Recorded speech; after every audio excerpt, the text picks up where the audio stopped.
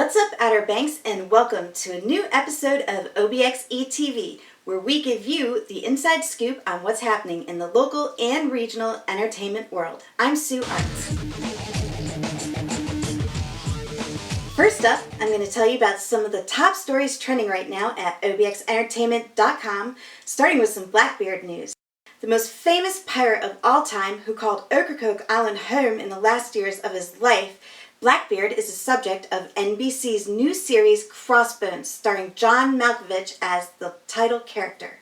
It was recently announced that the new show will premiere at 10 p.m. on Friday, May 30th on NBC.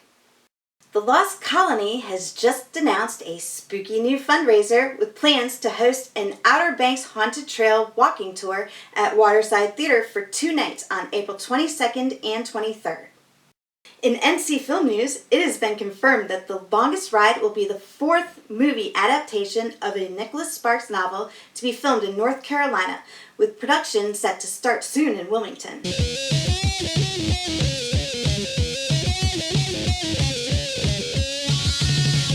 For over 20 years, Village Realty has been one of the premier rental agencies on the Outer Banks, providing dream vacation homes to thousands of visitors every summer, while their award-winning team of realtors has helped numerous local families find the perfect home. I'm excited to welcome our special guest today, the owner of Village Realty and the former mayor of Nags Head, Mr. Bob Oakes. Welcome, Bob. Thanks for coming. Thank you, Sue. It's a pleasure to be here. So, how did you get your start here on the Outer Banks? I actually came down the day that my final exams were finished at the University of Virginia, and spent the night in my car that night because the Joe Lamb rental agency was closed, couldn't get my keys.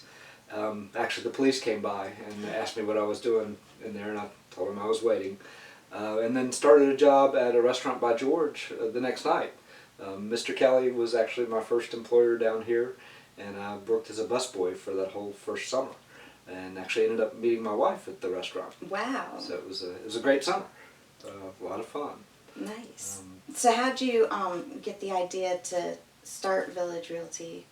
Well, I was actually hired by a fellow named Craven Williams, and Craven was the brother-in-law of Judd Ammons, who was the developer of the village at Nags Head. And Craven had gotten a contract to manage the Villas Association, the condominiums back on the Sound, and he was looking around for a manager. And I'd just finished working probably 2 or 3 weeks straight, and said, look, I'll be glad to talk to you, but we're going to do it down at Oregon Inlet because I'm going fishing. And so we had our job interview down at Oregon Inlet, kind of standing close to the surf, and talked about what he wanted out of somebody that was working down here, because he was in Raleigh. It was a long distance relationship, so it gave me a chance really to kind of run my own show and get an idea on how to do those kind of things, and with the help and the backing and support of somebody who was experienced. Craven had been the president of Gardner-Webb College, and then he actually, the way I ended up in the ownership of Village Realty was Craven accepted a job as president of Greensboro College, and he offered to own or finance the business for me. So it was a great opportunity, and I'm really appreciative of all the things that I learned there. Interesting, definitely. So how do you think the market has changed since you first started to now? Well, I kind of think back to the picture in my mind of the TVs stacked in Joe Lamb's office, because houses came cable ready, but they didn't necessarily have TVs. And now we've gotten to where, well, sheets and towels are pretty standard now. People aren't really bringing them from home very much. Wireless internet is probably the newest standard feature that we've got, but everything's got central air, those kind of luxuries, and I think people have come to expect to have a home that's better than their home when they come on vacation. It's not the sweep the sand out of the cottage mentality a lot. Although there are still folks, and I love those cottages, but they're mostly, you're getting multi-generational families. The size of the homes has gotten big enough that you're accommodating at least an extended family, and sometimes 2 or 3 different families. Yeah. So it's there's some advantage. There's some fun things about vacationing that way. Mm-hmm. There's some fun in just going to a 2-bedroom home with just your family as well. Mm-hmm. But I think people get to know their cousins, and it's really it's really a whole family experience. And I think in the end, that's the fun part of our business. Is we're in the vacation business. People are really generally pretty happy when they're on vacation, and we get the opportunity to host them in those happy times, but also fix the problems that come up, because we manage about 900 homes altogether from Corolla to Ocracoke. So there's always some problem in one of those homes. Right. But we've got a great workforce that is Johnny on the spot. They carry a cell phone 24 hours a day. We answer calls after hours. So we really try hard. Well, Jackie Myers is our vice president of rentals, and she says, look, that broken coffee pot may not be a big deal to you, but it's a big deal to that guy who's trying to get his cup of coffee that morning on vacation. Right. Well, Village is especially known for the exceptional customer service. Do you think that sets you apart from other companies around here? Well, we'd like to think so, and I've tried to set a good example on that, and we talk about it a lot. And it's more of a culture of, okay, remember, these folks are on vacation. They get to go somewhere for a week, maybe 2 weeks. And so this is really special time, and you can't give that time back. The story we usually use is we had some folks that were just really unhappy with the bedding that they had. And so I actually pulled the bed out of our house and put it in their house for the week. Wow. My wife was out of town, so it was, got away with that one. Wow, that's definitely going above and beyond. Well, we call it going the extra mile, and we actually give extra mile awards at the end of the year to recognize those employees, those staff that have done just a great job of it. And there's so many, they have a lot of opportunities to go the extra mile, and they really take advantage of it. That's great, and I'm sure that you have families that just keep coming back to you year after year, so. It's great. We're into maybe the third generation of families. Wow. So the grandparents are coming. They've brought their kids before, and their kids have grown up. Actually, the owners of the Blue Moon were guests of ours for many years, and so I watched those kids grow up, and now they're being very successful. But you see the same families coming year after year, and it's great to see the kids grow up and then bring back their kids. The ocean and sound, we're just in a really special place, and people do appreciate it. Yeah, definitely. And Village was the first realty company to go online. And I guess you stopped printing your pamphlets altogether, or? I think we all looked at online when the internet was coming along. It was a big shift. And it used to be you would put your reservations on a big poster board and write them down like that. It was a big change when you threw away the poster boards and went to putting it all on a computer. And then we were really the first ones to go online with our brochure and stop printing a rental brochure. And we found it really didn't miss a beat. And so we just reallocated those resources towards other marketing. We've got a very strong Facebook presence with Jeannie Maynard. Yes. She does a great job. Jenny Myatt is our marketing director, and she coordinates everything for sales, rentals. We manage the First Colony Inn in Nags Head, which is I'm really proud to say that because it's a great historic place, and it just really symbolizes Nags Head to me. And then we also have Ocracoke Island Realty and the Castle Bed and Breakfast down there. So we have opportunities for people to come and stay. We feel like those are the gateways. You come and stay as a couple and see how nice it is, and then you bring the family back. Right. Village got so big that you couldn't keep up with the laundry, so you started another company called White Cap Linen, so that you could handle all the bedding and laundry that had to be done. Well, you can do the laundry for a 2-bedroom or a 3-bedroom house in the house, kind of in the time period that you've got from 10 to 4. There's a lot going on from 10 to 4 in a rental company. So 300 homes to clean in a day. But when you got up to a 5 or 6 or 7-bedroom home, there was just no way to get the laundry done.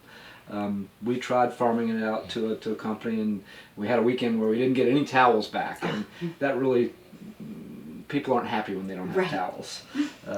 But we figured out a way to do our own laundry, and then started offering that service to other real estate companies, and then really expanded into the food and beverage industry as well. So it's you also get the commercial laundry machine.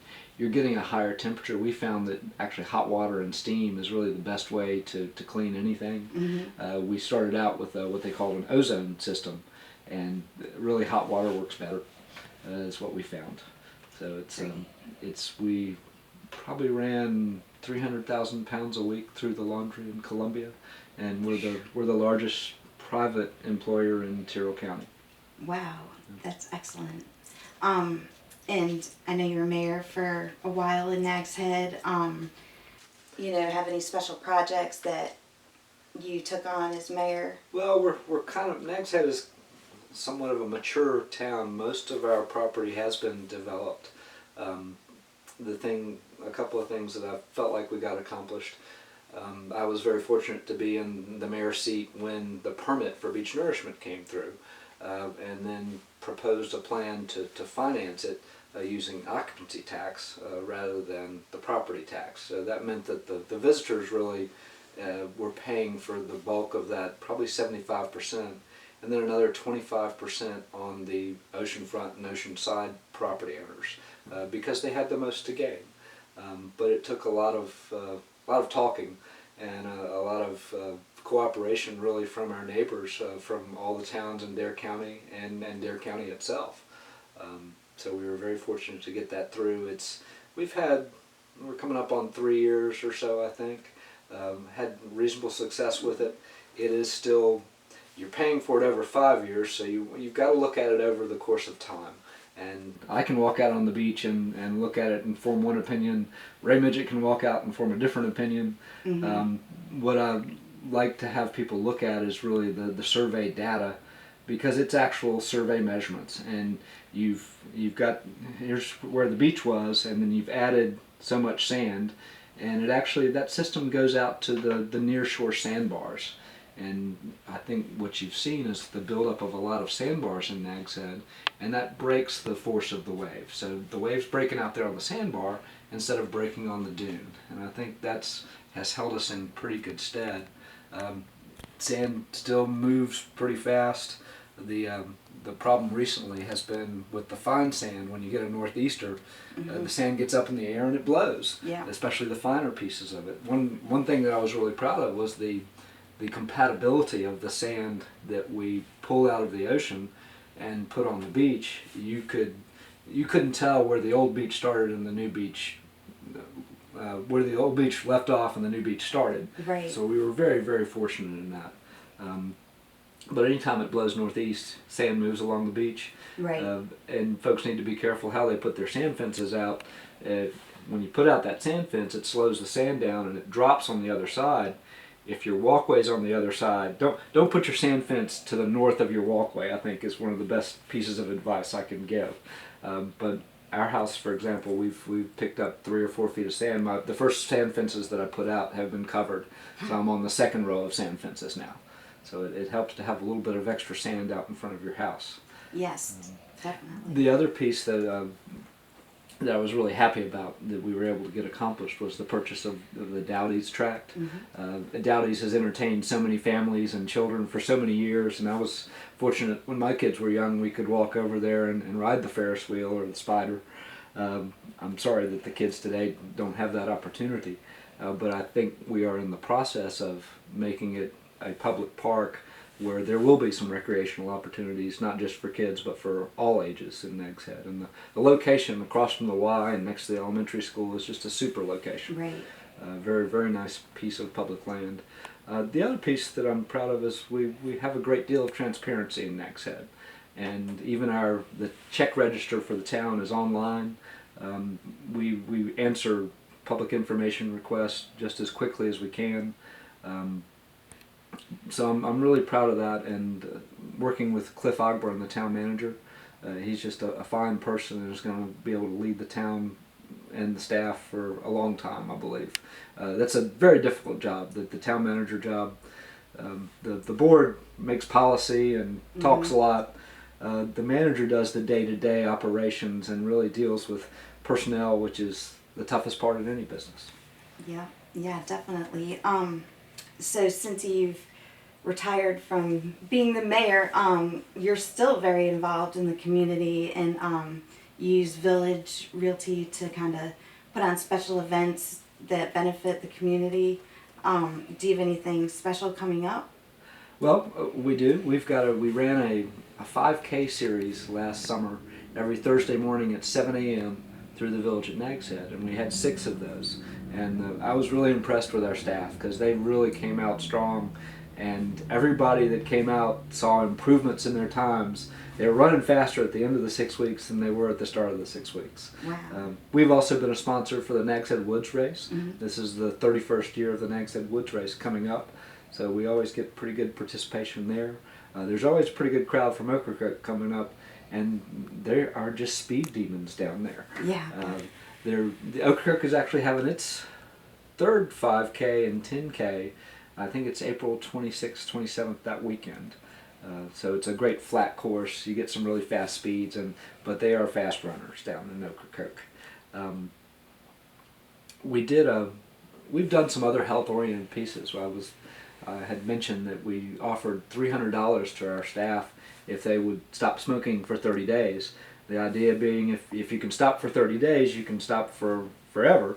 And once you've taken the money, you feel a little bit obligated to stay stopped. So we've tried a number of different things, and it all works well. We've got a great group, and they're in pretty good health. That's good. I was fortunate to see a lot of great examples. I mentioned Mr. Kelly. He's always been extremely involved in the community. George Crocker was one of the founders of the Outer Banks Community Foundation, and one of the things have really enjoyed. I served on the Community Foundation board and as the president for a year, but they just do some amazing work, and they get things started. It's seed money and a catalyst to get something going, and the first grant I think they ever made was to Hotline. But the Community Foundation has grown so much over the years. I think they're probably up over $10 million in assets now. Wow. One thing that we started this year was a scholarship, a Village Realty scholarship, where we're putting money into the Community Foundation and then trying to build an endowment.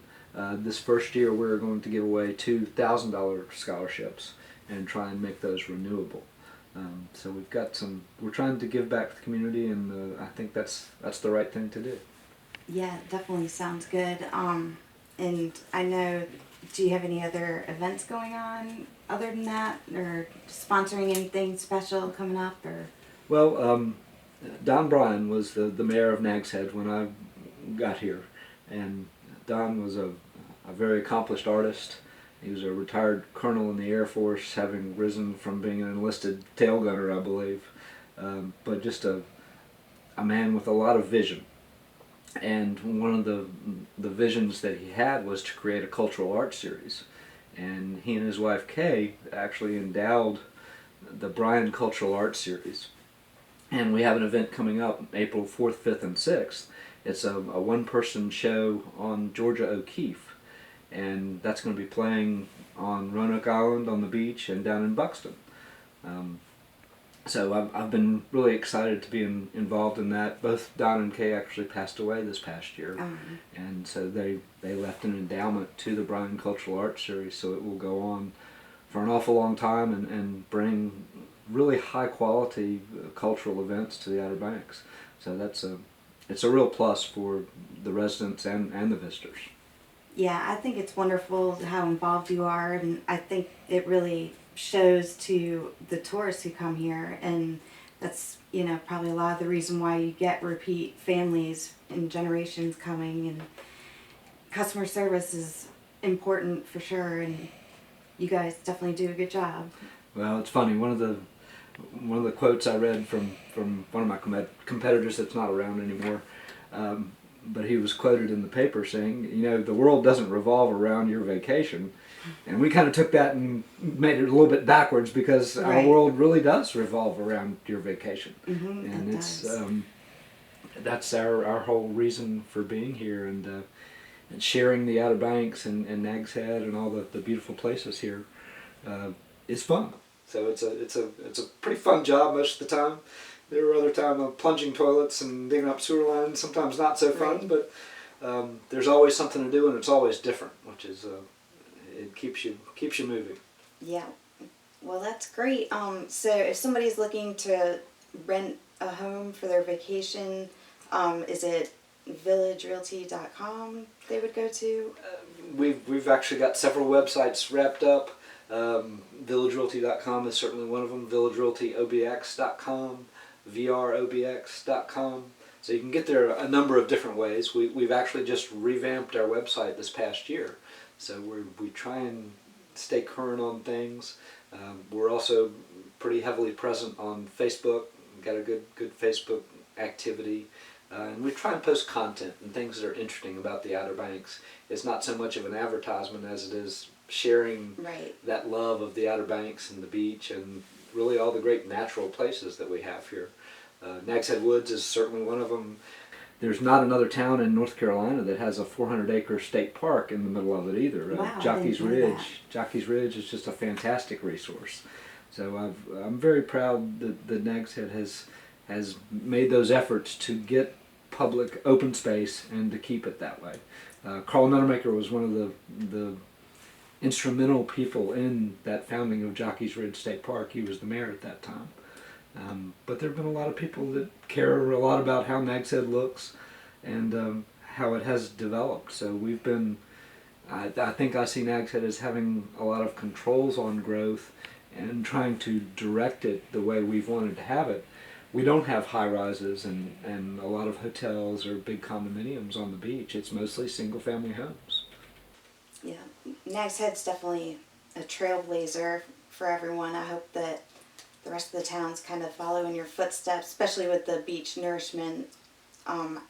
We love Nags Head beaches now, and we'll actually drive from Kill Level Hills to Nags Head just because it's a little safer we have, a 6-year-old, so the waves here are definitely a little dangerous, and it's just nice to have that big open beach. And I remember back a few years ago, nobody was interested in beach nourishment, but then you guys did it, and I think everybody else is going to follow in your footsteps. Well, it's an experiment, and it needs to be judged with objective data and how much, what expense is worth what you're getting for it. So there are ways to do that. I think it's easy to kind of jump on the bandwagon and be really for it at any cost or really against it at any cost. I think the real answer is probably somewhere in between. And so far we've done reasonably well. A lot of our sand is still in the box. When you put it on the beach, you know it's going to wash off and reach an equilibrium state.